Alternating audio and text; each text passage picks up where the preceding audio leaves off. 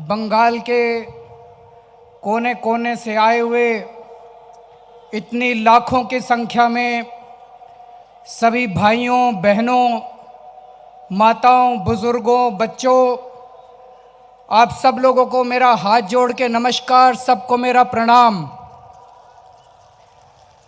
पूरे देश के कोने कोने से आए हुए कई पार्टियों के नेतागण जो स्टेज पे बैठे हुए हैं, उन सब लोगों को भी मेरा हाथ जोड़ के नमस्कार, सबको मेरा प्रणाम। दोस्तों, मैं समझता हूं कि आज भारत की राजनीति में एक बेहद महत्वपूर्ण और ऐतिहासिक दिन है।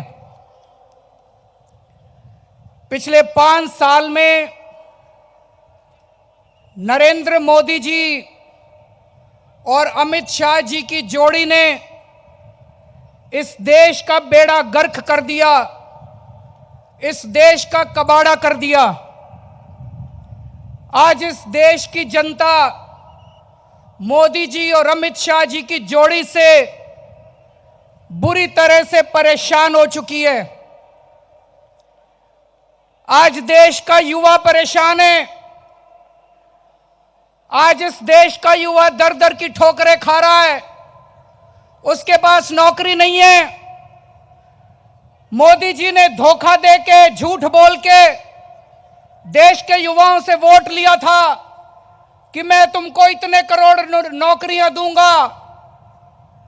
आज नौकरियां देना तो दूर, मोदी जी की नोटबंदी की स्कीम की वजह से 1.25 करोड़ नौकरियां देश के अंदर खत्म हो गई हैं। आज देश के किसान दर दर की ठोकरें खा रहे हैं। भारतीय जनता पार्टी से देश के किसान बहुत गुस्सा हैं। किसान आत्महत्या कर रहे हैं, किसानों की फसलें बर्बाद होती है तो मोदी जी और अमित शाह उनको इंश्योरेंस कंपनियों के हवाले कर देते हैं। किसान की फसल बर्बाद होती है तो किसान को कहते हैं जाके इंश्योरेंस कंपनी से पैसा ले लो। और इंश्योरेंस कंपनियां किसकी हैं? मोदी जी के दोस्तों की हैं इंश्योरेंस कंपनियां। किसान जब इंश्योरेंस कंपनी के पास जाता है उसको कोई पैसा नहीं मिलता। आज किस इंश्योरेंस कंपनियां हजारों करोड़ रुपए का मुनाफा कमा चुकी है और किसान को 1 पैसे का मुआवजा नहीं मिलता। आज इस देश की महिलाएं दुखी हैं। बीजेपी की नेता महिलाओं को सोशल मीडिया पे गंदी गंदी गालियां देते हैं और मुझे शर्म आती है कहते हुए, मेरे देश का प्रधानमंत्री उन गाली देने वालों को फॉलो करता है ट्विटर पे। शर्म आती है मुझे कहते हुए कि मेरे देश का प्रधानमंत्री ऐसे लोगों को ट्विटर पे फॉलो करता है जो लोग हमारे देश की महिलाओं को गालियां देते हैं। आज इस देश के दलित दुखी हैं। पूरे देश के दलितों के ऊपर अत्याचार हो रहा है। जगह जगह दलितों को मॉब लिंचिंग में मारा जा रहा है। आज इस देश के मुसलमान दुखी हैं जिनके ऊपर जगह जगह अत्याचार किया जा रहा है। दोस्तों,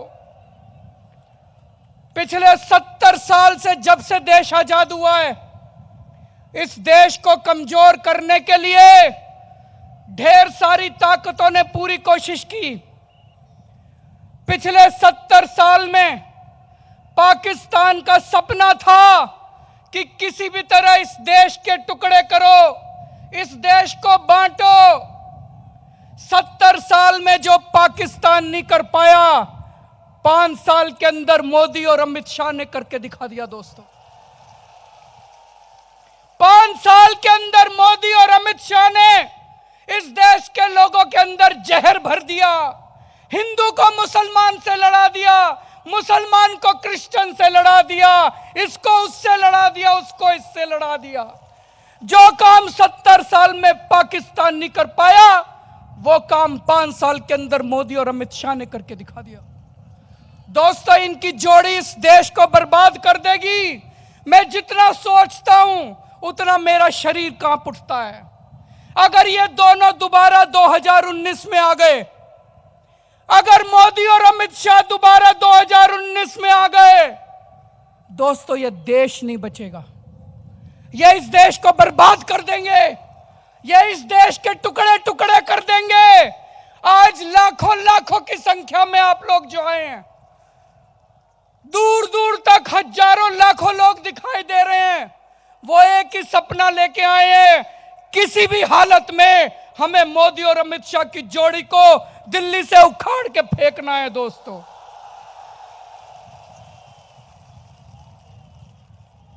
अभी थोड़े दिन पहले अमित शाह ने एक रैली में बोला था कि अगर 2019 के अंदर भाजपा की सरकार बन गई तो 2050 तक भाजपा को कोई नहीं हरा सकता। अमित शाह ने ऐसा क्यों बोला था? उन लोगों के इरादे बड़े खराब हैं, उन लोगों के इरादे खतरनाक हैं। अगर मोदी और अमित शाह की जोड़ी 2019 में दोबारा बन गई, दोस्तों ये संविधान बदल देंगे, इस देश में चुनाव बंद करा देंगे। 1931 में हिटलर जर्मनी का चांसलर बना था। जब हिटलर और जर्मनी का चांसलर बना 1931 में, कुछ महीनों के अंदर उसने देश का संविधान बदल दिया, उसने चुनाव खत्म कर दिए, और जब तक हिटलर मरा नहीं वो जर्मनी का चांसलर रहा। जो हिटलर ने किया था, मोदी और अमित शाह की वही मंशा है। वो इस देश का संविधान बदलना चाहते हैं, वो इस देश से लोकशाही खत्म करना चाहते हैं, वो इस देश से जनतंत्र खत्म करना चाहते हैं। दोस्तों कुछ भी करो, 2019 में इनकी जोड़ी को दोबारा सत्ता में मत आने देना। मुझे कई लोग पूछते हैं अगर मोदी नहीं तो प्रधानमंत्री कौन बनेगा? मैं उनको कहना चाहता हूं 2019 का चुनाव प्रधानमंत्री बनाने का चुनाव नहीं है, 2019 का चुनाव मोदी और अमित शाह को भगाने का चुनाव है।